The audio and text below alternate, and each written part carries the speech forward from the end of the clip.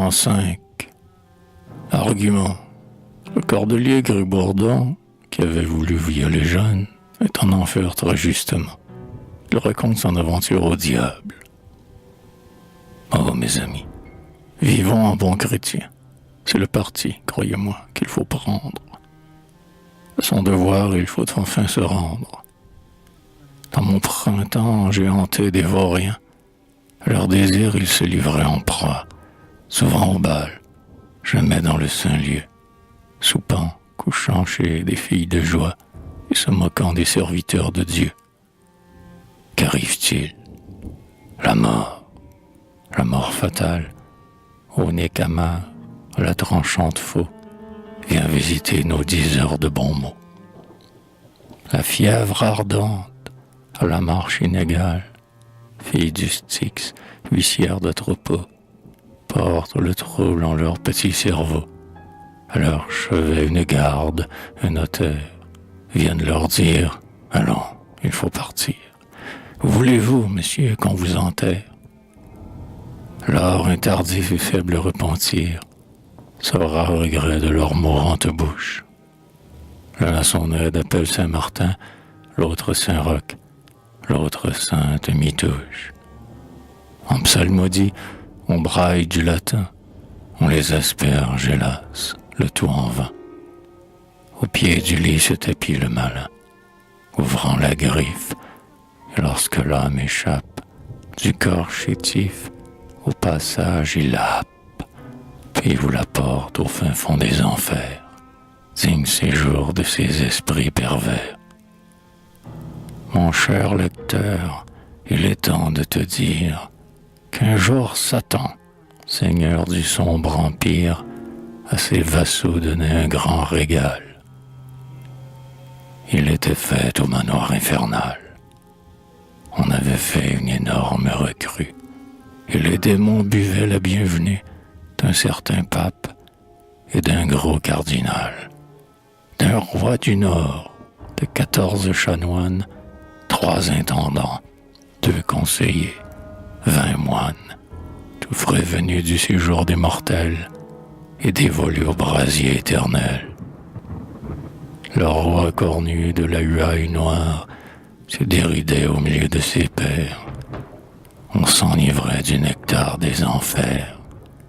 On fredonnait quelques chansons à boire, lorsqu'à la porte, il s'élève un grand cri. « Ah, bonjour donc, vous voilà, vous voici. » C'est lui, monsieur, c'est le grand émissaire, c'est Gribourdon, notre féal ami. Entrez, entrez, échauffez-vous ici. Il y a bras dessus et bras dessous, beau père, beau Gribourdon, docteur de Lucifer, fils de Satan, apôtre de l'enfer. On vous l'embrasse, on le baisse, on le serre, on vous le porte en moins d'un tour de main, toujours baisé, vers le lieu du festin. Satan se lève et lui dit « Fils du diable, ô des frappards ornements véritables, certes sitôt je n'espérais te voir. Chez les humains tu m'étais nécessaire, qui mieux que toi peuplait notre manoir. Par toi la France était mon séminaire. En te voyant, je perds tout mon espoir. Mais du destin la volonté soit faite. Bois avec nous et prends place à ma droite. » Le cordelier, plein d'une sainte horreur, baise et genoux l'ergot de son seigneur. Puis d'un air morne il jette au loin la vue sur cette vaste et brûlante étendue. Ces jours de feu qu'habite pour jamais l'affreuse mort, les tourments, les forfaits. Trône éternel, où sied l'esprit immonde, abîme immense où s'engloutit le monde. Sépulcre où gît la docte antiquité, esprit, amour, savoir, grâce, beauté, et cette foule immortelle, innombrable, d'enfants du ciel, créés tous pour le diable. Tu sais, lecteur, quand ces feux dévorants les meilleurs rois sont avec les tyrans. Nous y plaçons Antonin, Marc Aurèle, ce bon Trajan, et Prince le modèle, ce doux Titus, l'amour de l'univers, les deux Catons, ces fléaux des pervers, ce Scipion, maître de son courage, lui qui vainquit l'amour et Carthage. Vous y grillez, docte et savant Platon, divin Homère, éloquent Cicéron, et vous, Socrate, enfant de la sagesse, martyr de Dieu dans la profane Grèce. Jeune Aristide et vertueux Solon, tous malheureux morts sans confession. Mais ce qui plus étonna Gribourdon, ce fut de voir en la chaudière grande certains quidam, saint haut roi dont le nom orne l'histoire et par la légende. Un des premiers était le roi Clovis. Je vois d'abord mon lecteur qui s'étonne qu'un si grand roi, que tout son peuple a mis dans le chemin du Benoît paradis, n'ait pu jouir du salut qu'il nous donne. Qui croirait qu'un premier roi chrétien fut en effet donné comme un païen? Mais mon lecteur se souviendra très bien qu'être lavé de cette eau salutaire ne suffit pas quand le cœur est gâté. Or ce Clovis, dont le crime empâté, portait un cœur inhumain, sanguinaire, et Saint-Remy ne put laver jamais ce roi des Francs, gangrené de forfaits. Parmi ces grands, ces souverains du monde, ensevelis dans cette nuit profonde, on discernait le fameux Constantin. Est-il bien vrai, crie avec surprise le moine gris, aux rigueurs, au destin? Quoi? Ce héros fondateur de l'Église, qui de la terre a chassé les faux dieux, est descendu dans l'enfer avec eux. Alors Constantin dit ses propres paroles. J'ai renversé le culte des idoles sur les débris de leur temple fumant. Au Dieu du ciel, j'ai prodigué l'encens. Mais tous mes soins pour sa grandeur suprême n'eurent jamais d'autre objet que moi-même. Les saints autels n'étaient à mes regards que marchepieds du trône de César.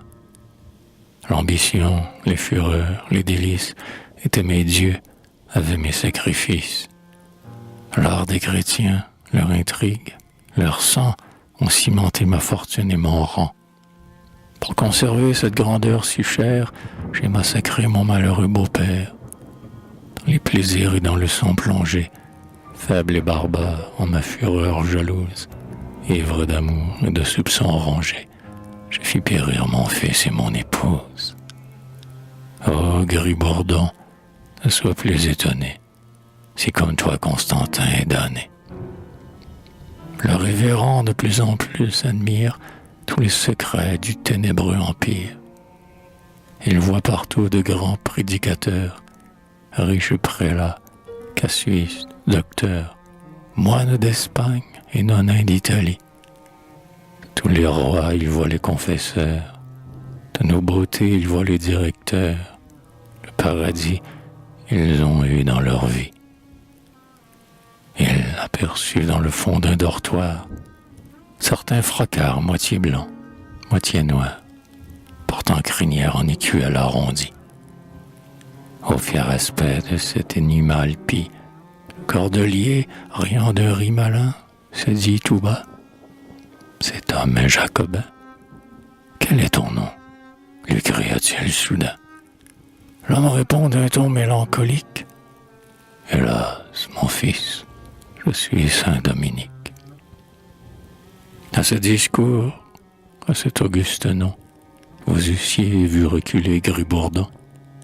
Il s'assignait, il ne pouvait le croire. Comment, dit-il, dans la caverne noire, un si grand saint, un apôtre, un docteur, vous de la foi le sacré promoteur, homme de Dieu, prêcheur évangélique, vous dont l'enfer ainsi qu'un hérétique, certes, ici la grâce est en défaut. Pauvre pauvre humain, qu'on est trompé là-haut, et puis allez dans vos cérémonies, de tous les saints chanter les litanies. Alors reparti avec un ton dolent, notre espagnol au manteau noir et blanc. Ne songeons plus aux vains discours des hommes, de leur erreur qu'importe le fracas. Infortunés, tourmentés où nous sommes, loués, fêtés où nous ne sommes pas, tel sur la terre à plus d'une chapelle, qui dans l'enfer rôtit bien tristement. Et tel au monde on damne impunément, qui dans les cieux a la vie éternelle. Pour moi, je suis dans le noir séquel, très justement, pour avoir autrefois persécuté ces pauvres albigeois. Je n'étais pas envoyé pour détruire, et je suis cuit pour les avoir fait cuire. Oh, quand j'aurai une langue de fer, toujours parlant, je ne pourrai suffire, mon cher lecteur, à te nombrer et dire combien de saints on rencontre en enfer. Quand des damnés la cohorte rôtie eut assez fait au fils de saint François tous les honneurs de leur triste patrie, chacun cria d'une commune voix: Cher Gribourdon, conte-nous, conte, qui t'a conduit vers une fin si prompte? Conte-nous donc par quel étonnant cas ton âme dure est tombée ici-bas.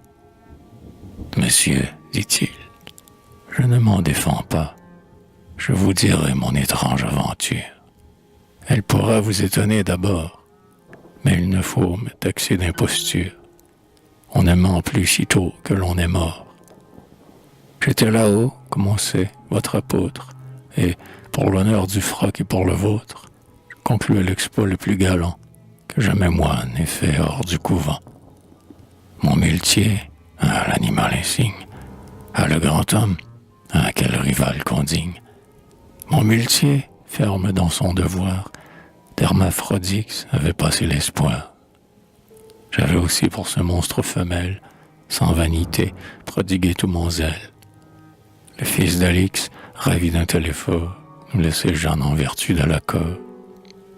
Jeanne la forte et Jeanne la rebelle perdaient bientôt ce grand nom de pucelle. Entre mes bras, elle se débattait. Le muletier par-dessous le tenait. Hermaphrodix de bon cœur ricanait. Mais croirez-vous ce que je vais vous dire?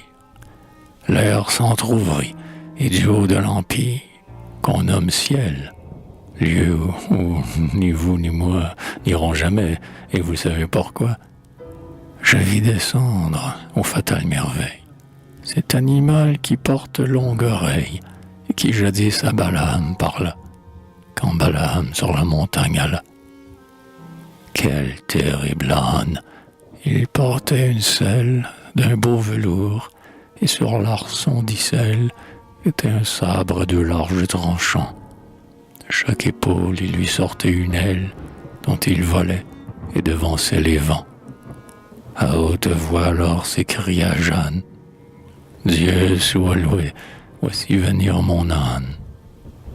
À ce discours, je fus transi d'effroi. L'âne à l'instant ses 4 genoux plie, lève sa queue et sa tête polie, comme disant à Dunois: Monte-moi. Dunois le monte, et l'animal s'envole sur notre tête et passe et caracole. Dunois, planant le cimeterre en main, sur moi chétif fondit d'un vol soudain. Mon cher Satan, mon Seigneur souverain, ainsi dit-on, lorsque tu fis la guerre, imprudemment au maître du tonnerre, tu vis sur toi s'élancer Saint-Michel, vengeur fatal des injures du ciel. Réduit alors à défendre ma vie, j'eus mon recours à la sorcellerie. Je dépouillai d'un nerveux cordelier le sourcil noir et le visage altier. Je pris la mine et la forme charmante d'une beauté douce, fraîche, innocente. De blonds cheveux se jouaient sur mon sein. De gaze fine, une étoffe brillante fit entrevoir une gorge naissante. J'avais tout l'art du sexe féminin. Je composais mes yeux et mon visage. On y voyait cette naïveté qui toujours trompe et que toujours engage. Sous ce vernis, un air de volupté eut des humains rendus fous le plus sage. Je s'amollis le cœur le plus sauvage, car j'avais tout, artifice et beauté. Mon paladin en parut enchanté. J'allais périr. Ce héros invincible avait levé son braquement terrible. Son bras était à demi descendu, et Gris-Bourdon se croyait pourfendu. Dunois regarde, il s'émeut, il s'arrête. Qui de Méduse eût vu jadis la tête, était en roc muet soudainement. Le beau Dunois changea bien autrement. Il avait l'âme avec les yeux frappés. Je vis tomber sa redoutable épée. Je vis Dunois sentir à mon aspect beaucoup d'amour et beaucoup de respect. Qui n'aurait cru que je sus la victoire? Mais voici bien le pis de mon histoire. Le muletier qui pressait dans ses bras de Jeanne d'Arc les robustes appâts, en me voyant si gentille et si belle, brûla soudain d'une flamme nouvelle. Hélas, mon cœur ne le soupçonnait pas de convoiter des charmes délicats. Un cœur grossier connaître l'inconstance. Il lâcha prise et j'eus la préférence. Il quitte Jeanne, finesse de beauté. À peine Jeanne était-elle en liberté qu'elle aperçut le bruyant cimetière qu'avait Dunois laissé tomber par terre. Du fer tranchant sa dextre se saisit, et dans l'instant que le rustre infidèle quittait pour moi la superbe pucelle, par le chignon Jeanne d'Arc m'abattit, et d'un revers la nuque me fendit. Depuis ce temps, je n'ai nulle nouvelle du muletier, de Jeanne la cruelle, d'Hermaphrodix, de l'âne, de Dunois. Puissent-ils tous être empalés 100 fois, et que le ciel, qui confond les coupables, pour mon plaisir les donne à tous les diables. Ainsi parle le moine avec aigreur, et tout l'enfer en rit d'assez bon cœur.